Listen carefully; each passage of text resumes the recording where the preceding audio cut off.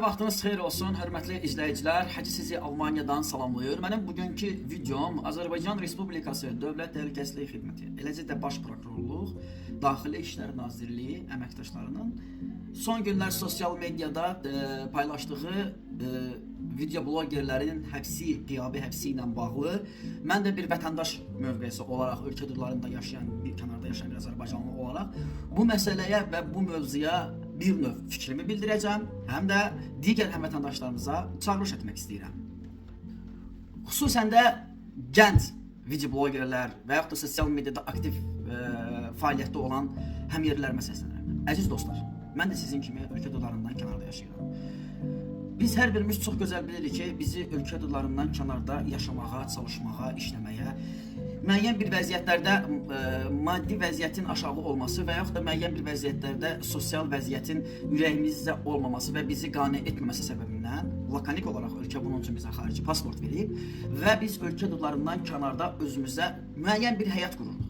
Və hər birimiz çox gözəl bilirik, bunu yalnız ölkə dırlarından kənarda yaşayan Azərbaycanlılar bilər. Bugün bizim əldə etdiyimiz gəlirlərimizin, qazanclarımızın rahatlıqla deyə bilərəm ki, böyük bir hissəsi bizim ölkəmizə gedir. Yəni ölkəmizdə bizim sevdiklərimiz, ailələrimiz, yaxınlarımız, eləcə də ehtiyac sahibi olan insanlara, yəni sərmayəmiz ən çox onların üzərinə gedir. Burada qazandığımızı vətənimizə, torpağımıza göndəririk və eləcə də bizim qazancımız həmçinin bu bilavasitə bizim ölkəmizin gələcəyi üçün də bir növ yatırım kimi sayılır. Amma və lakin dostlar, son günlər siz sosial media platformasında ölkə əleyhinə, dövlət başçısı, eləcə də məmurlar, eləcə də adəti olan orqanlar çox hədsiz dərəcədə vulqar söyüşlərlə, yəni hətta ailə söyüşləri, vulqar söyüşlər və digər məsələlərlə sərt bir şəkildə bizim bu günləri dövlət və dövlətçiliyimiz təhqir olunur. Tənqid yox, təhqir olunur. Və hətta bəzi hallarda bu hədə-qorxu ilə əvəz olunur. Mənim köhnə izləyicilərim çox gözəl bilər ki, mən vaxtıkən Azərbaycan polisi, hansı ki antiterror əməliyyatında şəhid olan bizim qəhrəman polislərimizin şanına, şərəfinə və şəhidlik zirvəsinə aid bir video çəkmişdim.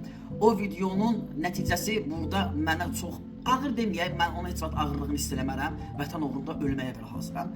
Çox güclü təzyiqlər aldım, hansı ki xarici kəşfiyyata, erməni press kəşfiyyata xidmət edən bəzi vətən xainləri tərəfindən mən çox böyük bir təzyiq gördüm və bu bəzi hallarda onların çirkin əməllərinin də qurbanı oldum, şantaj məqsədli və bəzi hallarda isə mənim yaşadığım binanın qabağında mənə məxsus olan minik avtomobilimi belə yandırdılar ki, mən bunlara satqın olum.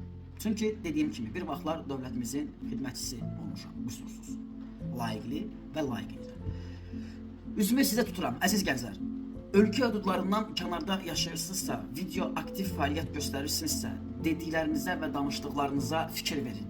Ailənizə xatir, sevdiklərinizə xatir. Biz əgər ölkədən qırağa çıxmışıqsa, bu o demək deyil ki, hər şey bizlə bir yerdə bitdi. Xeyr, bizim əzizlərimiz var, bizim yaxınlarımız var, bizim birinci, ikinci dərəcəli olan qohumluq, əqrabaları olan bir insanlar var. Bugün biz bu günləri durub dövlətə ləkə atmağa çalışarıqsa, çirkin əməllər türətməyə çalışarıqsa, əlbəttə ki, bizimlə yanaşı, bizim yaxın ailə üzvlərimizlə bundan ziyan və zərər çəkmiş kimi olar. Dostlar, özünüz bildiyiniz kimi 90-cı illərdə ölkənin vəziyyəti demək olar ki, səfalət bir gündə idi. Yəni günümüzdə bugün ölkəmiz Dağıstan kimi, Çeçenistan kimi, İnguşetiya kimi bir avtonom respublika olacaqdı. Amma Ulu Öndərin yürütdüyü siyasət nəticəsində Azərbaycan ikinci bir nəfəs gəldi. Mən həmişə deyirəm, bugün də deyirəm. Azərbaycan 90-lardan dirildi, 90-lardan pöhrələndi, 90-lardan çiçəkləndi. Və gəlin bir stimul kimi verək, bugün ölkə başçısının yürütdüyü bir siyasət, bəli, o onun təhsilinə, savadına, elminə bağlı olan bir siyasətdir. Bir o qədər də Ulu Öndərdən aldığı bir siyasətdir. Əzizlərim, ailəvizə yazığınız gəlsin, sevənlərimizə yazığınız gəlsin, sizi istəyənlərə yazığınız gəlsin. Əlbəttə, siz bu günləri çıxıb dövləti təhqir etsəz, o dövlət nümayəndəsini, ailə uşaqlarını təhqir etsəz, əlbəttə ki, yəni bunu bir hüquqi müstəvidə qoyaq bir qırağa, insani müstəvidə əlbəttə ki, bunun siz cavabını verərsiniz də, cəzasını çəkərsiniz də. Bugün ölkə hüdudlarında, qıraqda biz yaşayırıqsa, mənə gəlir ki, burada üzr istəyirəm, Biləsuvarlı, Cəlilabadda masallıq yoxdur. Burada bir çox etnik ölkələr var və bir çox qıraq maraqlar var, iqraq siyasətlər var. Bugün bizim ölkə haqqında danışdığımız çirkin sözlər düşmənlərin kanallarında, onların dilində tərcümə olunub efirə buraxılır. Mən sizdən atı dəzdə xahiş edirəm və müraciət edirəm. Əziz dostlar, həyatınızı gözəl yaşayın. Bu həyata bir dəfə gəlirsiniz. Bizim bu həyatda bir borcumuz var. Həyatı layiqincə ağlımızla, savadımızla, düşüncə tərzimizlə layiqincə yaşamaq, müəyyən bir missiyanı müəyyən bir missiyada bitirmək, başladığımız yerdən bitirmək və layiqincə Allah rəhmət etsin sözü ilə bu dünyada getmək. Heç bir halda təxribatların qurbanı olmayın əziz dostlar. Çünki beləsinə insanlar üçün ancaq və ancaq rasxod var.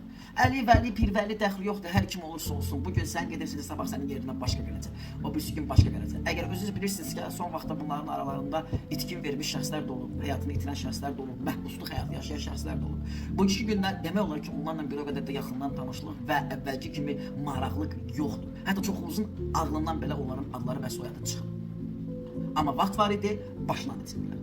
Dostlar, möhkəm olun, mübarizə olun, əzmkar olun. Kiçicik bir ölkəmiz var. Yəni kosmosdan baxsaq, gücünə görərik o ölkəni. Balaca bir sərvətimiz var. Gəlin öz ölkəmizi hansısa bir xarici kəşfiyyatın, o düşmənlərin, bizi sevməyənlərin qurbanı etməyək. Şərt o deyil. Əgər yaxşı idisə, sən niyə çıxdın, getdin ölkədən? Mən ürəyim istədiyim ölkədə yaşaya bilərəm. Ürəyim istədiyim ölkədə gəzə bilərəm. Ürəyim istədiyim ölkədə otura bilərəm. Bunu mənə ölkəm şərait yaradıb. Mənim cibimdəki pasport Azərbaycan Respublikasının pasportudur. Azad Azərbaycan Respublikası. Bu ona dəlalət eləmir.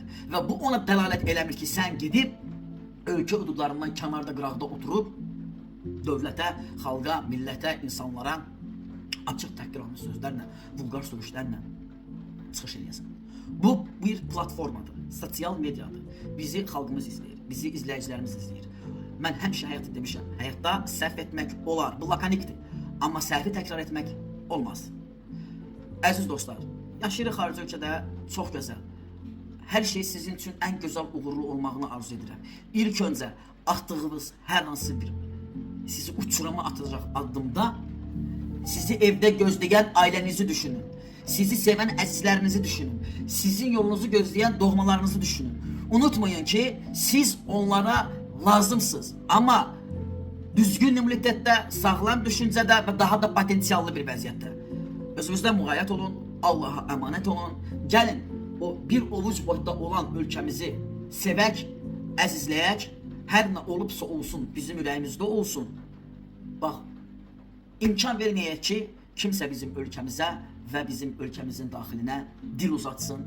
Çünki çox gözəl bilirsiniz ki, bugün dünyanın bir çox ölkələrində təxribat xarakterli terror hücumları, bir sıra məsələlər baş qaldırmaqdadır və tuğyan etməkdədir. Və sonda, son bu aylarda və son bu illərdə ölkəmizə qarşı terror təxribatların qarşısını almaqda qəhrəmanlıq göstərən Azərbaycan polisinə,